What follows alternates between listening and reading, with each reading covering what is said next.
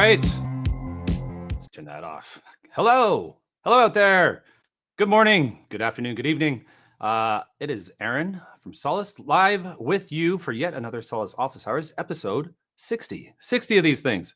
It is July 28th, 2026, and I'm coming to you live from Toronto.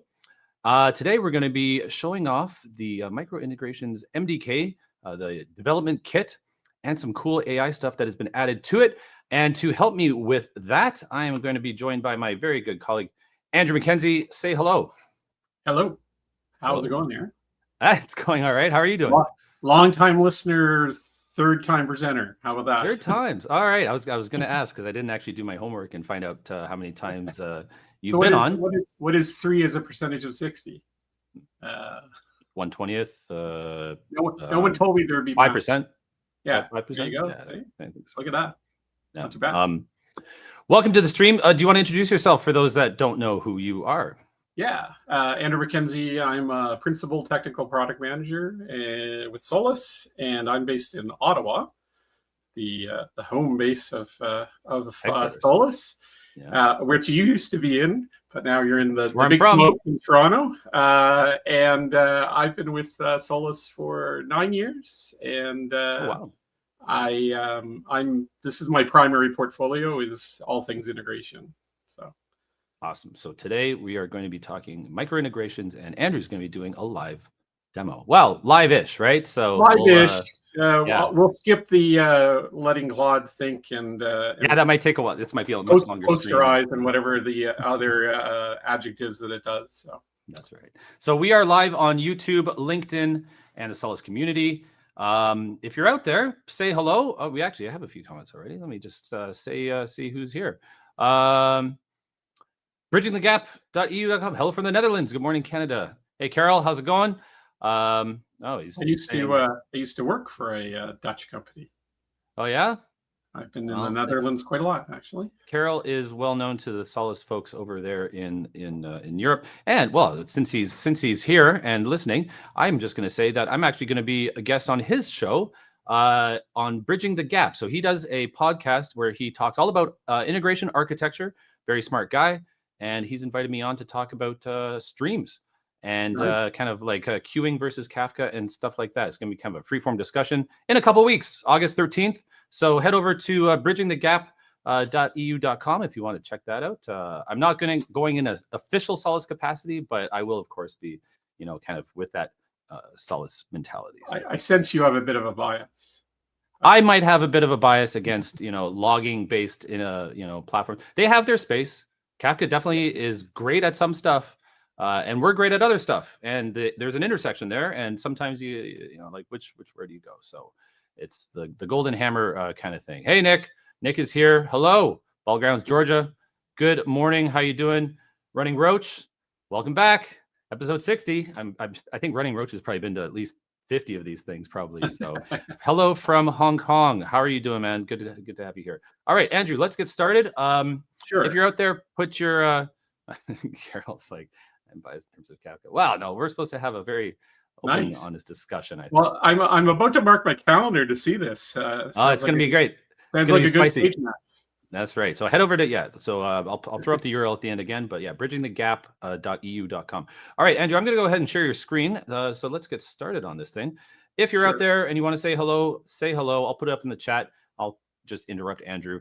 And so take it away. Let's look at this. Really nice diagram. Freeform is what I do. So I thought I would start off by talking about what is a microintegration so that we can have a sense of what we're going to be building using Claude Code today. So essentially, there's 3 main parts to a microintegration. There is a Spring Cloud binder for the Solace part. So a microintegration always has Solace on at least one of the 2 ends, either as a source or a target, and in the case of a processor, as both. It's a connect. Let's just say at the very high level, it's a connector, right? You haven't used that word yet, and I just want to because the marketing department won't let me use the word connector. But, well, I can use it, because it's more than connectors. It's more than a connector. The microintegration part kind of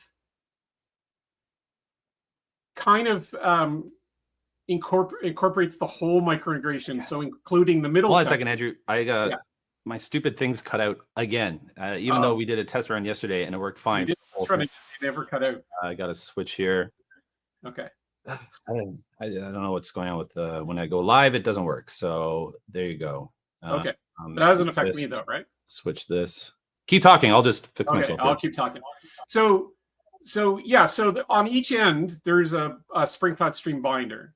In the case of the Solace one, that's already in existence, and we publish that as an open source project, so you can use the Spring-Clad Stream binder in your own applications. On the other hand is a vendor-specific binder to whatever technology we're connecting to. So in the demo today, I'm going to be using Redis, key value store, and so those are the bookends, right? That's the two purple things here, assuming it's purple. And in the middle is the microintegration framework. And the microintegration framework does a lot of heavy lifting for, it's got the acknowledgement management. It's a Spring Boot application that has like micrometer and logging and REST actuator endpoints. And it does the transformations and all the things that you do to the data as it comes from the source and gets published to the target, and the lifecycle management of the microintegration itself. Okay. So you mentioned that one of the two sides has to be Solace, right? Now, is that actually enforced? Because we could just sell this as a Kafka to Kafka integration system. Maybe that could. No, I'm joking, but like, do you actually enforce it? Just out of curiosity. What's the word enforce mean? I don't know. I'm gonna leave that one alone. But yeah, we'll have to see. Hey, Mark. Hey, Mark. So yeah, so this is what a microintegration does, and it will become more apparent as we walk through the MDK exactly how that comes into play. So while you get that set up there a second, Andrew, I'm going to flash up from our integration architect friend. Carol's saying, so you're basically going for the 2002 event-driven SOA with the message broker being the crown jewel of the ESB. I don't know how you feel about that. What do you have an opinion? Well, I mean, the ESP pattern is not wrong, but it's not a monolith ESP. I would say. These are intended, the reason we call them microintegrations is because they're intended to be at the edge of the mesh, right? So the idea is that you actually put the microintegration as close to your edge technology as possible, certainly network-wise. And they're all decoupled from each other. There's no central runtime for the microintegrations. They each have their own standalone runtime. So you can deploy an IBM MQ microintegration in your local network with, close to the MQ, and then deploy a Postgres SQL one in another network, and they can all connect to the same mesh and broker network, right? So our slides when we first started talking about this was turning your integration inside out, right? And that's exactly to that point. Right. Is the mesh is in the middle, Solace is just. Yeah. So if you go on the Solace.com, you'll see some of the sort of the positioning of that, but essentially it's pushing these bubbles, which are the microintegrations, out to the side, right? Yeah. And that is the intent. It's the ESP pattern is more about a centralized monolith bus, and this is not that. Right? That's what I thought. So that's what I thought. We're gonna go with that. I'm sticking to that. But great question. Yeah. Right. So the MDK is essentially like any other SDK. There's documentation. So there's a PDF on some of the nuances of the acknowledgement management and the binder configurations. There's tooling. There's an archetype, a Maven archetype for building a binder. There's a Maven archetype for building the microintegration itself and hooking the binders together. So there's tooling, and then there's samples. So in the samples, these two are actually ones that I've created on my own. The one you're going to see if you download the MDK is this ABC integration. So the ABC integration is a complete microintegration in itself. So it's a sample. but it serves as the context for building a brand new one using AI and the ABC integration as a starting point, like the context. What is ABC? Does that mean anything? It's just trying to be generic as possible, so not to hook it Why up. not Acme? I thought Acme was the kind of standard. Yeah, it's like no. Yeah, we could have done Acme like they do on Looney Tunes, right?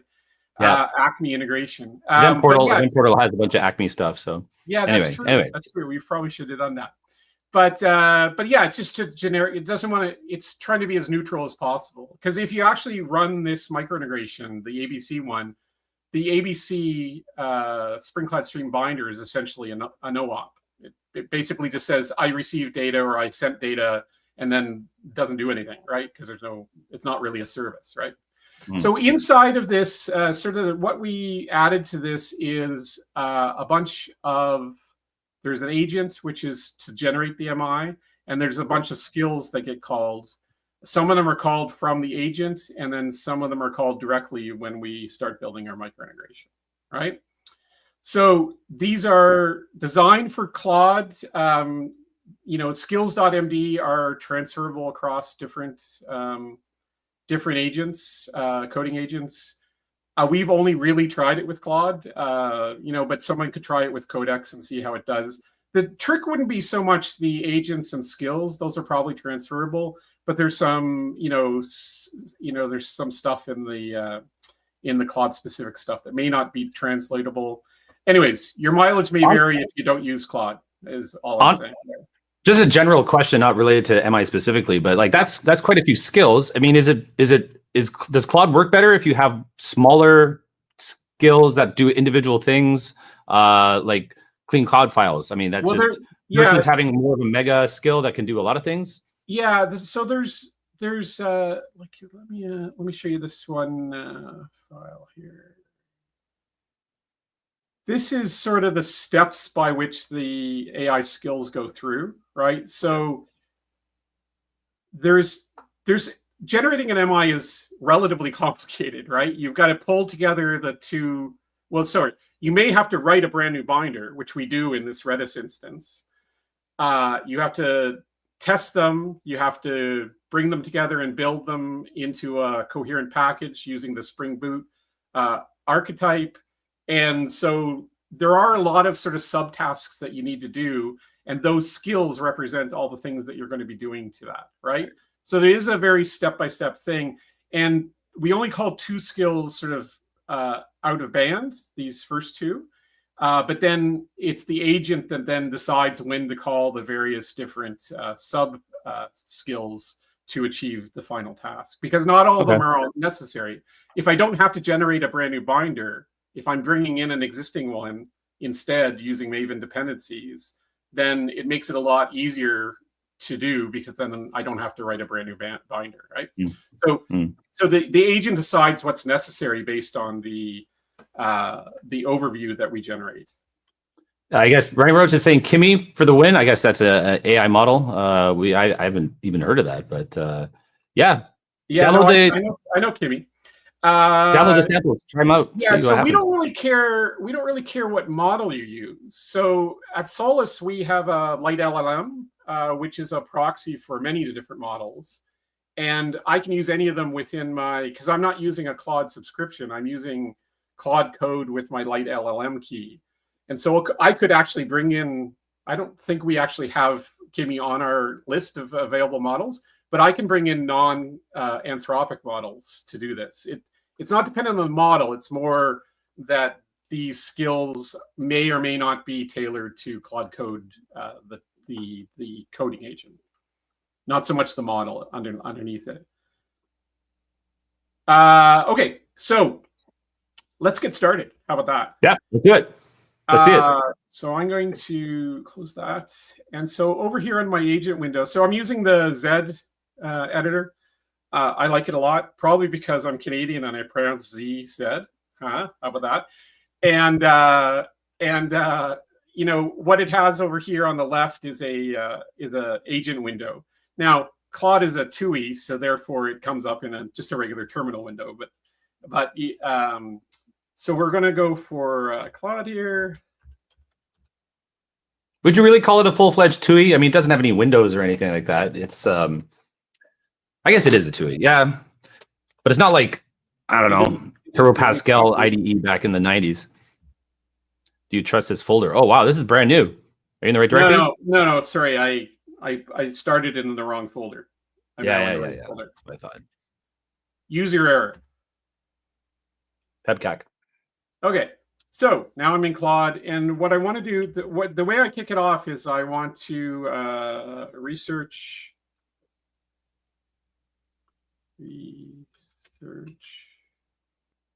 Oh, if I can spell research. How come it's not coming up? Am I in the right folder? Wait a minute. Oh no, I'm in Redis integration. Sorry. We ran through this yesterday, Andrew. You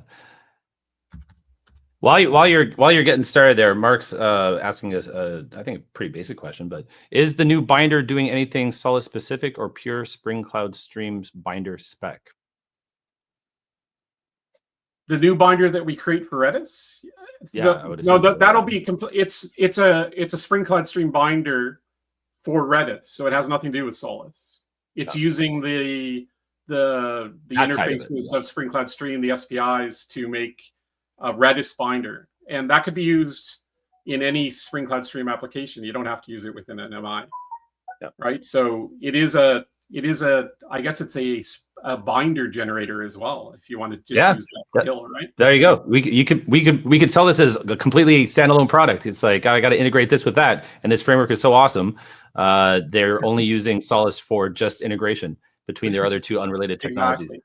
Yeah, so the very first skill you start off with is called Analyze Integration Tech, and you pick what your integration tech is. In this case, I want to research. So quite a lot of times, what happens is you're an integration developer and you're told to write a connector to Redis, and you're like, don't know anything about Redis, right? I know how to code Java, but I don't know anything. Maybe I know some stuff about Solace. I kind of do. But I don't know anything about Redis. So this is to prepare a lot of stuff, a lot of information about Redis that helps us guide the agent through creating a Redis microintegration. Okay, so I kick that off. I'm not actually going to do it because that's how you do it. It takes a while, and this is one of the skills, right? This /analyze. I'm still kind of new to Claude, right? So so analyze integration tech space Redis is a skill. We are calling. Okay. Yeah, right there. Cool. All right, and that's how you kick it off. And that's just a in case you haven't ever gone inside one of these skills, it's just a markdown file that provides the context of what you're trying to do. In this case, it's quite detailed about what it's trying to do. Oh wow, yeah. Right? Because you can see the outcome of it is quite detailed. So if I look at the overview Redis, which is what the output of that particular so it would have generated this if you let it run for 10 minutes or something. Right. So if I bring this up in preview mode, it's a little easier to read. So this does a complete sort of brain dump of everything Redis and how you might develop a Redis binder and integrate it into an MI using the skills that we provide. So at the top here, I'll just quickly go through it, but essentially there's a summary of the technology, like what is Redis? It's a key value store. Here are the use cases it does. This is how it stores its data. It's a flat list of key values in a non-namespace, which comes into play later. A bunch of data type stuff. Here it talks about, since MIs are Java applications, what client APIs are available out there? How would I get data in and out of Redis, right? So it's found 2, Jedis and Lettuce, which I think are great names. Some details on each. Some of them more capable than others. It's pretty cool. All right. Yeah. So lots of details, like even how to use it. Like this is like a sample application for how you might use. Which one is it? Jedis or Redis, or Jedis or Lettuce? One of those. I can't even see it. Lettuce. Yes. So. But anyways, essentially, the bunch of stuff, does it support batching? ACKs and NACKs to confirm delivery. We're going to skip camel component. We have a couple of MIs that are based on camel components. They're wrapping the camel component in a binder. And you could develop a new micro integration using a camel component with our camel binder. It's a little too abstract for our discussions today, but that's there too. It's just discovering whether there's already something that out there that you could start using. And it's not a REST endpoint, so doesn't have an open API. Like if you're going against a service that was basically a REST API, then we probably have an open API spec. Doesn't do async. Right. Is there an existing Spring Cloud Stream binder? This will make our lives a lot easier if there is. Unfortunately, in the Redis case, there used to be one. But the Spring team stopped developing it in 2022, and it's now language. And there is a commercial one called from a company called Redis. That forks nicely into this comment from Mark here. He's like, custom binders, we should get Oleg from Spring in the loop. We could ask him why they stopped supporting it in 2022 maybe or something. So Oleg has done a couple streams with us back in the day, back in during like kind of pandemic 2021, 22, when we were kind of building. We were doing a lot of kind of dev-oriented streams and stuff. We were getting involved with Spring, so yeah, maybe I should have had him on as a guest. We could have. He could have been impressed by your cool tools. So, well, yeah, our micro integration framework is probably there aren't a lot of people out there writing Spring Cloud Stream binders for non-messaging services. I can tell you, you know. Like we write them for databases, for file systems. Basically, because we're Solace, we turn everything into a message abstraction versus a SQL abstraction like some of the connector vendors do, right? So there's something called Redis Pro, which will get you a really nice binder, but you have to pay for it. So we can't use it here. Because you may or may not know anything about Redis, here's some administrative tools that you can use to do the testing and putting data into them and seeing what's going on. This is very detailed. I'm going to be using Redis Insight later on. All right. A bunch of stuff about, so testing. So it's not a true software product unless you test it, right? You can't just develop it, you have to test it. So we lean heavily on test containers to do our integration testing. So this is basically going out and seeing if there's a maintained test container for Redis. Yeah. And I think what it's determined is that there kind of is, but it's community and it's not really well maintained. So we just are going to use the base one, which Redis is a relatively simple server, so it tests nicely in its own test container. And then how do you get this thing right? Are there local development versions of this? Like when we did IBM MQ, IBM provides a development container image for doing your testing that you don't have to pay for. That's what we want, is some way to test these things for free. And then before we have to sort of make them into commercial products, right? So that's what that's doing here. And then authentication. This is a kind of an important part of creating a micro integration. Is like, how are you going to do the authentication? Like, what various methods of authentication are you going to support? The Solace binder supports, basic OAuth and client certificate authentication. So what's appropriate for Redis? What should I support?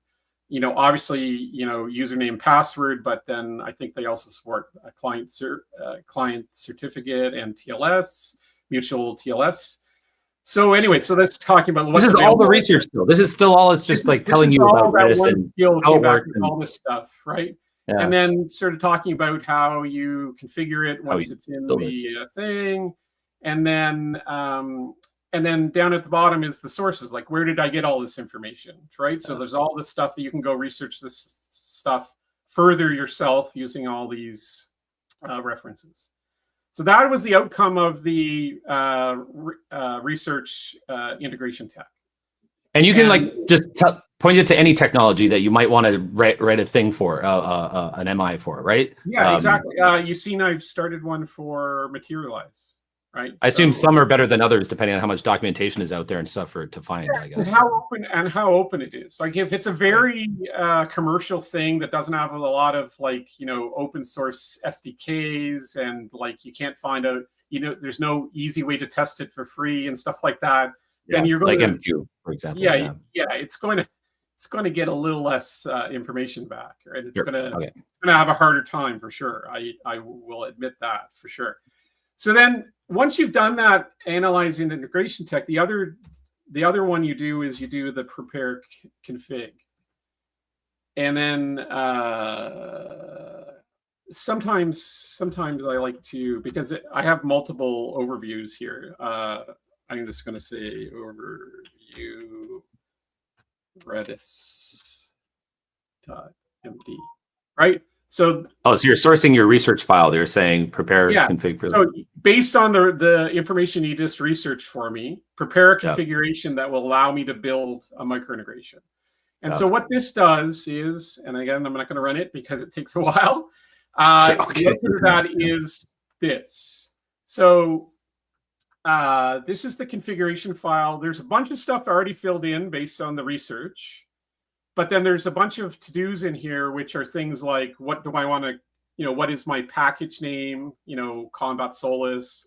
Need some user input, I guess, eh? So org.andrew, that kind of thing. Or like, what do I want my packages to be? Well, how do I want to version it? Do I want a source and a target, or just a target binder, or just a source binder? Like, do I want it to go both ways, or is it even capable of going both ways? In the Redis case here, it's probably capable of going both ways, but I've only done a target. Okay.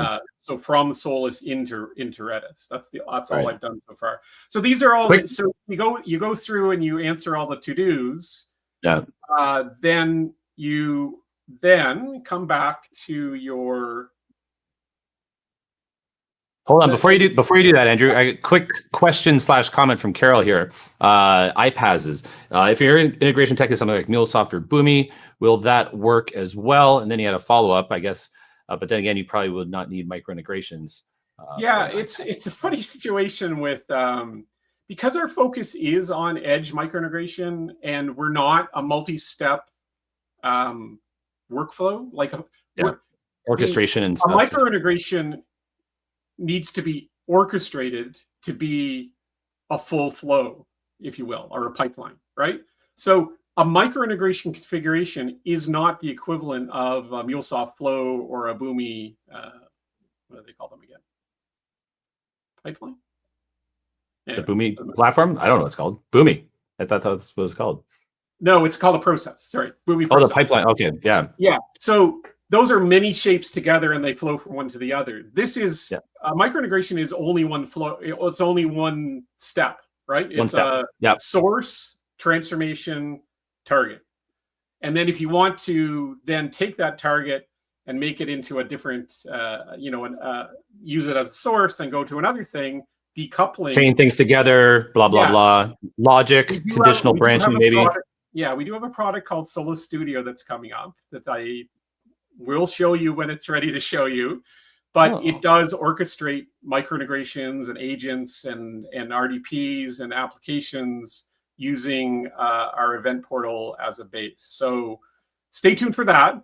But I would say that right now, micro integration is not the equivalent of a MuleSoft or a Boomi integration, and it doesn't intend to be. Like micro integrations are not intended to replace iPaaSes.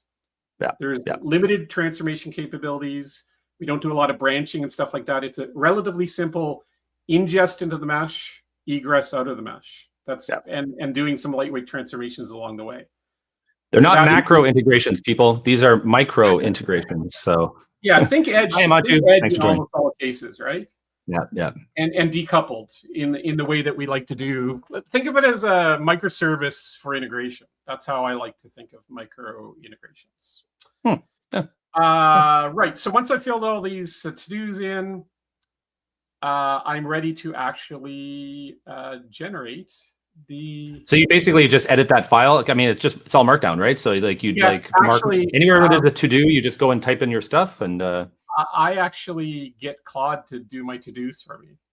it's not. It's I'm gonna get the Fill this out correctly developer to add this to our documentation, but I was too lazy to even go into an editor and edit my to-dos. I just got Claude to do it for me. Let's see if I can see the prompt here. Yeah. Right. So what I said was, well, at least the values for all the to-dos in the configuration MD, and it comes back and gives you a little menu list of all your choices and recommends which values you should put in. It's like brilliant. You know, yep. Sometimes AI blows my mind. Other times I want to throw it out the window. But you know, in most cases, it does do tedious tasks like editing to-dos in a file really well. Yeah. Right. All right. Right. And so you now run that agent. Right. So this is saying use the generate AI agent to generate the microintegration for the Redis. And that will go off and find your, you should probably tell it that it's against your configure.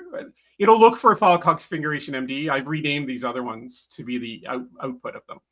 But essentially then once that does, now you have to babysit this one. This is an agent that calls lots of subskills and it can't run on unsafe mode. So you'll be answering, you know, yes, yes, yes, yes, don't prompt me again, many times. It probably takes, I don't know. I'm using Opus 4.7 here. I was using 4.8 for a while. 5's out now. It probably takes like, you know, with the human break of going up in there and answering yes and stuff like that, you know, probably half an hour or something like that to generate a full MI. Okay. And the output of that is you have this Redis integration here, and there's some extra files I put in here. But essentially, the three main parts that you're interested in are this test support Redis. This is the test container. This is how you run your integration tests, and this is the binder that it's created for the target. This is the target binder for Redis to publish to Redis. And then this is the full microintegration that has everything together. And this is what you actually run. So you would build this, you do a Maven clean package, and then that would produce this target, which is this Solace microintegration Redis 1.0 snapshot that I have. And you could use that Redis binder somewhere else, like if you had some other project or thing. You have used for a Redis binder. This is only the target. It's only writing, but yeah, you could take that and put it wherever you want if you want. Huh? Yeah. You wrote it with your friend Claude, but you know, you wrote it, or whomever AI you are choosing. Yeah. How you license this is up to you, right? We have a certain license on the MDK components. It's the Solace community license, which is basically very similar to Apache v2, but it has stuff in there that says you can't take this and make a competing SaaS with it. Oh, right. Pretty similar to the way to the Kafka or Confluent community license as well. Okay. So not unheard of in the industry, let's say. And so I just went in and configured this. So there's we're kind of a little bit behind time, so I'm just going to work through this real quick. But essentially, you just fill out the Spring Cloud Stream stuff. This is very similar if you've ever done any of our pre-existing microintegrations. This is very similar config. It's the application YAML that you do. So here I've defined where my Redis server is. It happens to be running as a Docker container on my local machine. So is the Solace broker. It's running as a Docker container on my local machine. Okay. And if it was running in the cloud or something, you just update the URLs and off it goes. This is not limited to only local, and the Redis could be, you know, something anywhere. Up. What is the? There's lots of different Redis services out there that you can run in the cloud.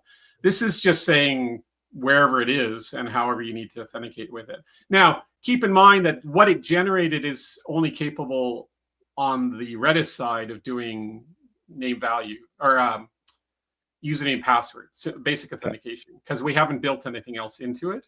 So if your cloud service needs something more complete, then you might not be able to do that. But it probably will support TLS. I haven't actually made that work yet, but I haven't tried either. There you go.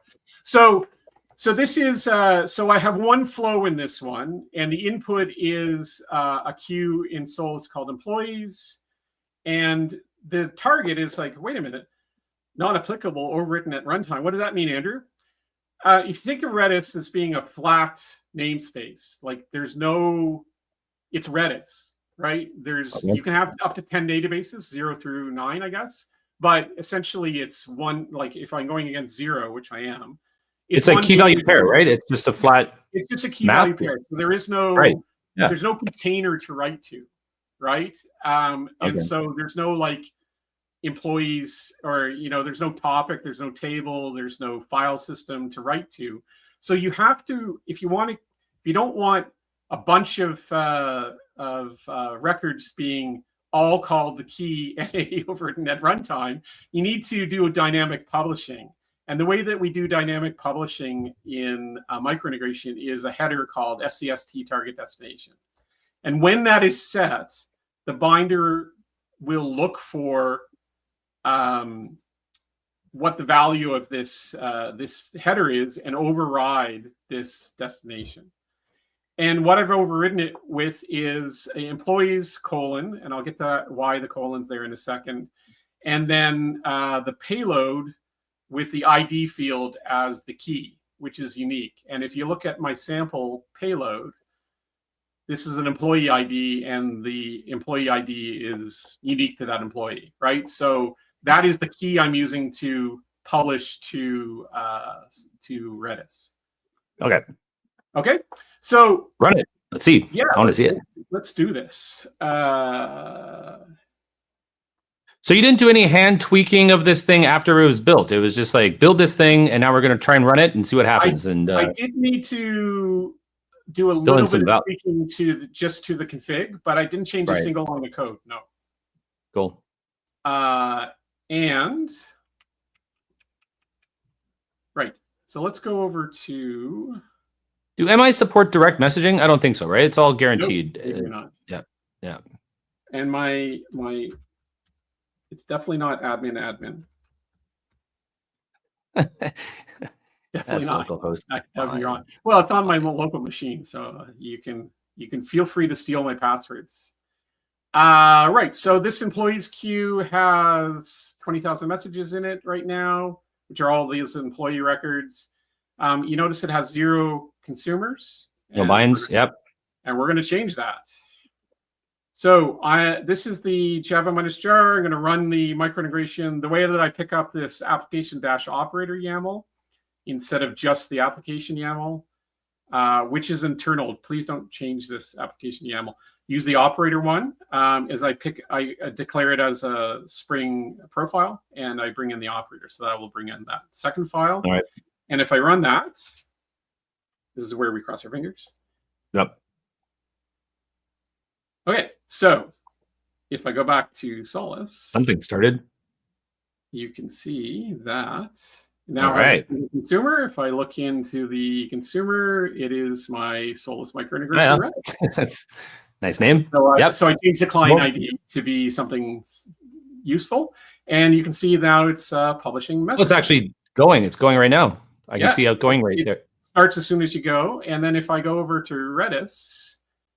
You can see there's 6,000 keys in there now. If I do a refresh, wow.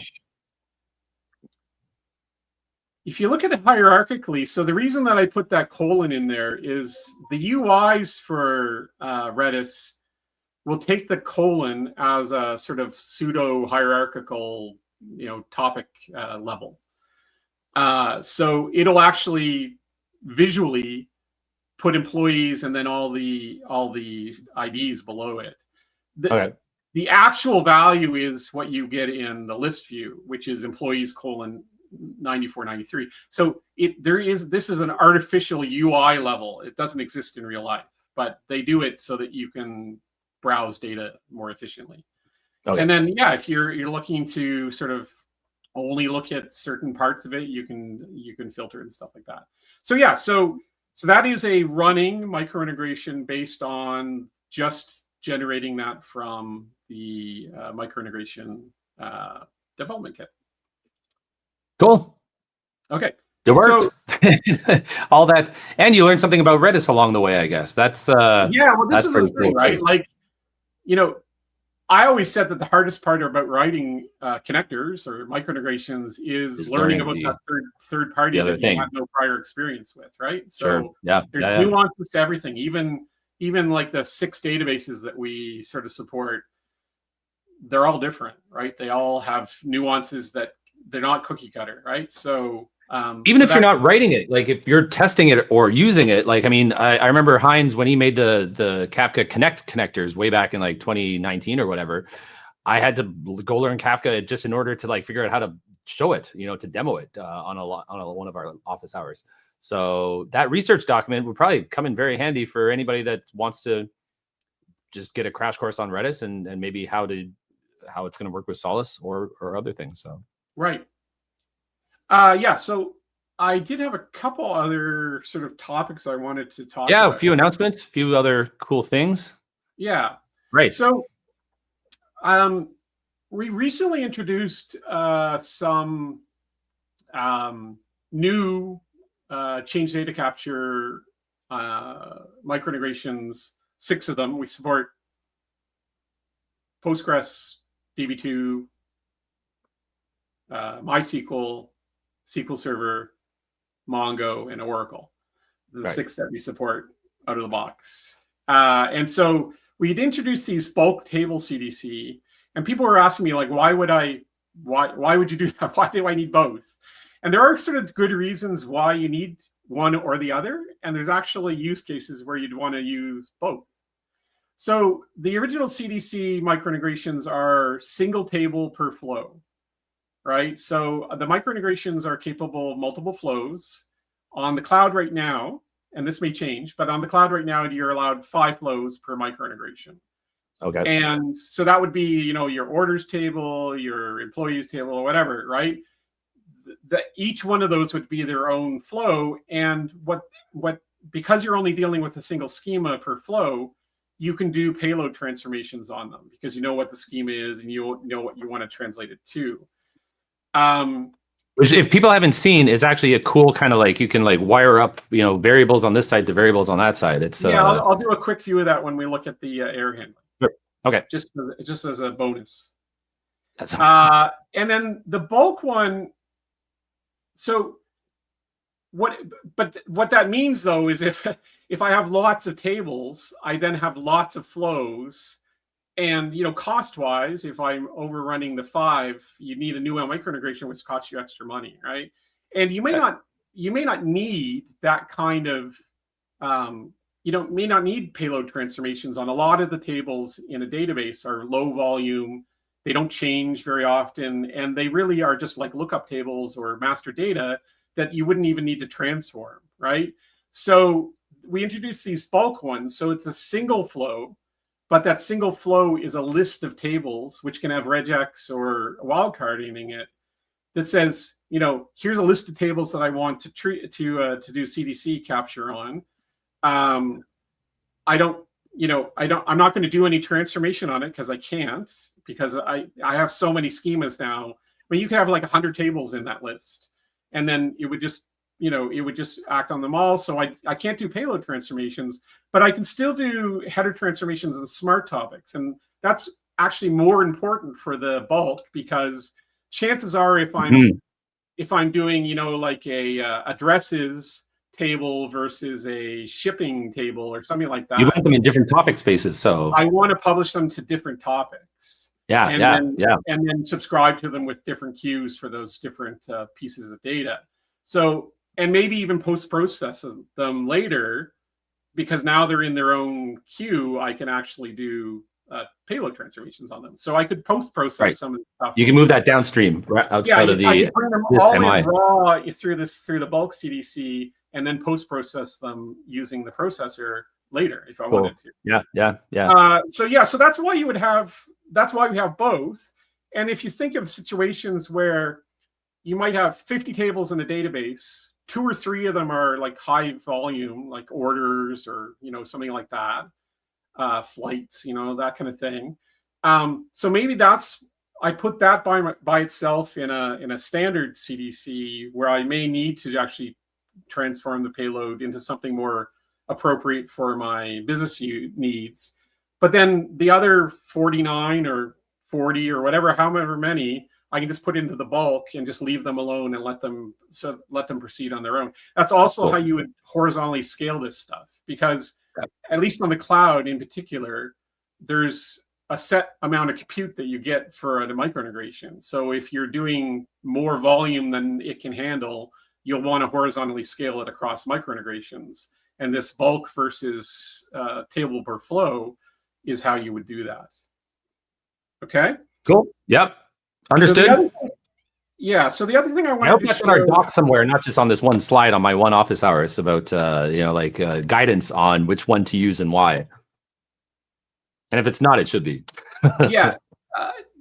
Let's just say there is, and if there isn't, I'll make it right. You'll make it happen. There we go. All right, folks.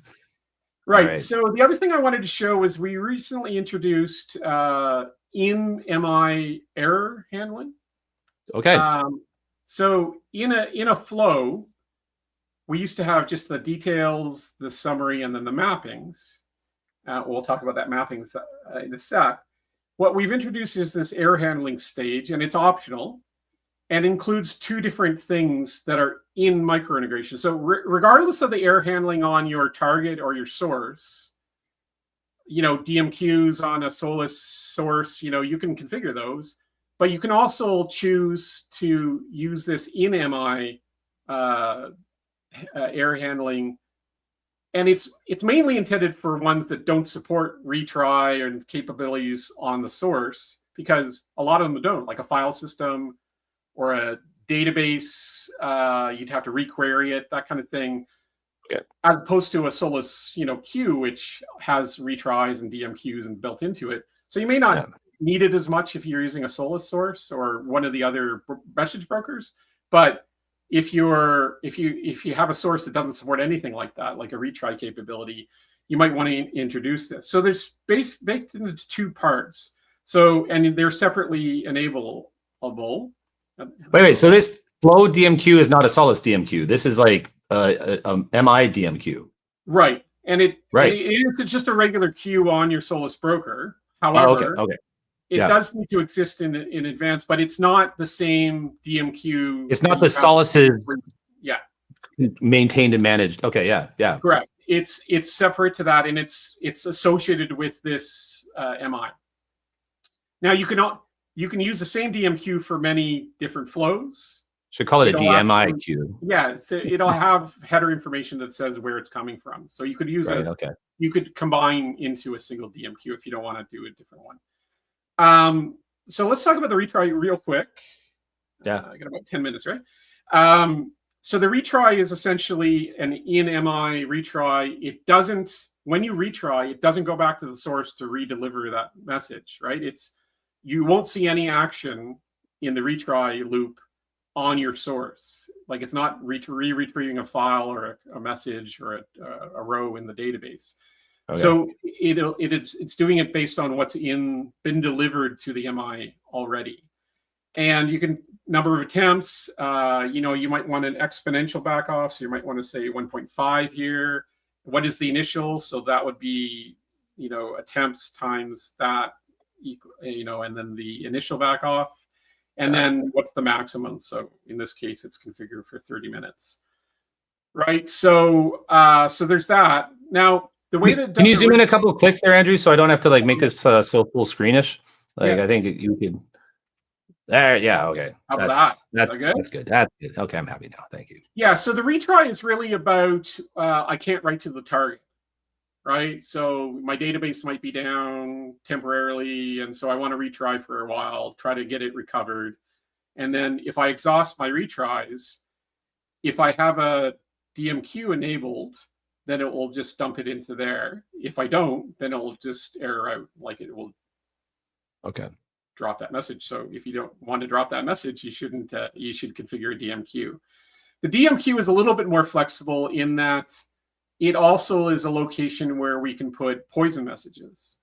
So if the flow fails at the transformation stage, and this is where we can go over here and look at this. Because your payload's mangled or something, right? I mean, that's yeah.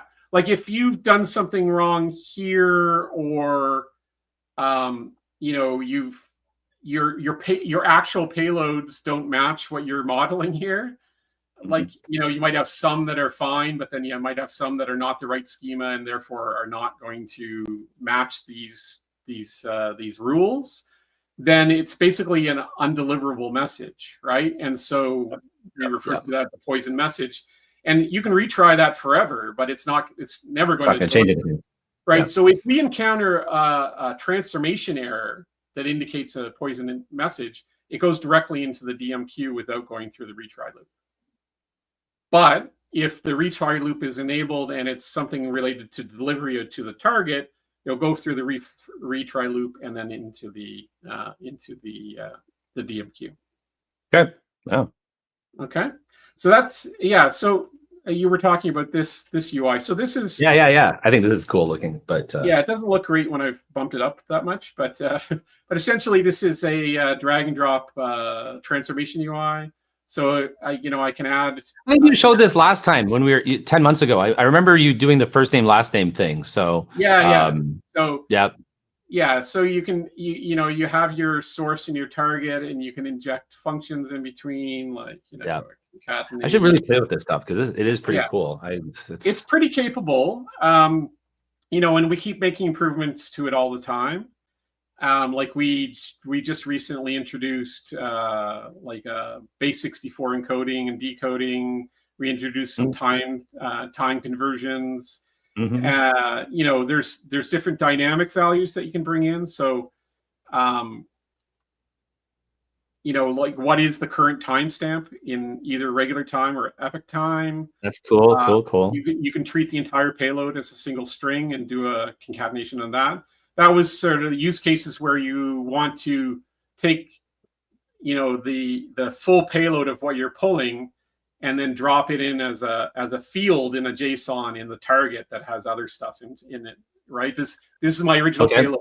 And like a wrapper kind of transform. You just like take this thing, stick it over. Stuff like you can base 64 encode that so that it's maybe fits a little bit better into your target and stuff like that. Cool. And get your target applications to decode it, right?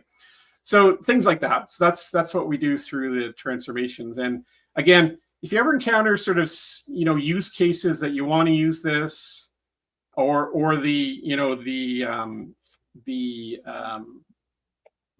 come that didn't? Right, I close that. Or the equivalent, which is the transform functions that I was doing, that SCST target destination. On self-manage, it's you type out the expressions. On the UI on the cloud, you get to drag and drop. But essentially, this is translating it into those expressions that we use self-manage. But if you ever encounter use cases that you would like to do that you can't, let me know, and we'll see whether we can get new functions that will help you out. I mean, this is an evolving thing, and adding new functions isn't a multi-month kind of thing. It can usually be done relatively quickly. And where can people reach you, Andrew? What obviously through your friendly local Solace representative, via support, or Solace community down there, community.solace.com. We watch that for good ideas and people using stuff and trying things, and I don't know, hopefully not breaking anything, but quick plug for that. Wow. Yeah, well, look at this. We're like pretty much right on time. We've got a few minutes left. Is there any outstanding questions? Or? Any outstanding comments? Oh, we got one comment. Nick's DMIQ. I know. DMIQ. We were trying for stuff. It's a bit confusing to have the DMQ Solace DMQ with retries in there versus this thing is like an application. I will admit, I believe that this is a naming thing that got away from me. Okay. Let's just say that it wouldn't be a total surprise if it gets renamed at some point. DFQ, dead flow queue. I don't know. Well, I don't I'll leave mind that. DMIQ, but MIDMQ was probably what I originally thought. But maybe that's more. That's too boring. I know you don't like boring, Aaron. I love it. No, it's not. It's a lot of letters. MIDMQ, and it still says DMQ. So I don't know. Yeah. Let's crowdsource it. Yeah, if you got better ideas, put it in the chat. Yeah. What is an error? What is an error repository or persistence for an MI? That would be there. That would be your crowdsourcing homework. If I have time, I'll put a banner up. Dead letter queue. I mean, it's called in other brokers, but that's still kind of overloading the same kind of terminology. So yeah, I think we would want to sort of focus on the integration part of it. Or the flow failed transform failed. Well, it's not. It could be. Yeah, it could be either the transform failed or the write to target failed. Right, both one of those two things. It's a failure, one way or the other. Yep. If you can figure it out, let us know. Andrew's and because that's just a regular Solace queue, you can post process that with whatever application you want. Right. Sure. Yeah, you build an error handling app, and it goes and looks at it and says, "What's wrong with this?" Or like you said, there's some metadata in the headers about where it came from and why it's there, kind of thing. Do the MIs have any telemetry or expose any kind of interface so that if you did build an app that was listening to that DMIQ, it could query the MI to say, "Hey, can you tell me what happened with this?" Like some kind of state. That might be interesting. Not directly. No. Okay. You'd have to. Yeah. You can do a Q browser or something like that. That's what I would build if I was logs. I would get Claude to build me a Q browser. Of course you would. Of course you would. Awesome. Any last minute? Running Roach is still awake out there in Hong Kong. Terminated Transformer Repository. TTR. TTR is a cool name, but that's a lot of syllables there. Terminated Transformer Repository. But we would never ever say that again. We would always say TTR. TTQ, Terminated Transform Q. I don't know. Terminated Flow Q. TFQ, TFR. TFQ. All right. We're close. We're close. Yeah. We'll figure it out. So, no royalties, by the way. If anybody does come up with a winning topic, we'll I steal everybody's free Cloud MI. And present them as my own. Yeah. All right. Awesome. That was we're bang on time. That is well done, Andrew. Congratulations. You ask my peers. That is a very rare thing with me. Yeah. I've tried to suggest names for things, and Andrew doesn't always take me seriously. So no, what is your name for an MI? Mints. MINTS, micro integration. I had a poll on Slack. I had like UINTs, UIs, like Mu. Those didn't roll off the tongue. But my whole thought was we could get like Mentos, Solace branded Mentos, like a little S, because we had the ping as our logo, and we call them mints because it's a single syllable. I don't know. I like mints. So, but Andrew's like, no, MIs. But yeah, I reserve the right to refuse. Yeah, I know. I just thought you would be more keen, but we can get some swag for sure. We can do that. So we'll figure it out. Awesome. Andrew, thank you very much for coming on the live stream and doing this. And thank you to everybody watching out there, whether it's morning, nighttime, afternoon, or you're watching the replay. Thanks for checking it out. I am off to Alaska tomorrow for a couple weeks. I will be back just in time for this. Let me just flash it up here again. For my podcast, heading over to Carol's podcast, bridgingthegap.eu.com. Check that out. We're going to be talking about queuing versus logging and stuff like that. What is the date for that? August 13th. Okay. Like I get back the day before, so I'll hopefully be time zone aligned and whatnot. But August 13th, details are there. I'm not going again in an official Solace capacity, but as a Aaron who likes to talk about text like that. So thanks for joining, Andrew. Any last words? Nope. All right.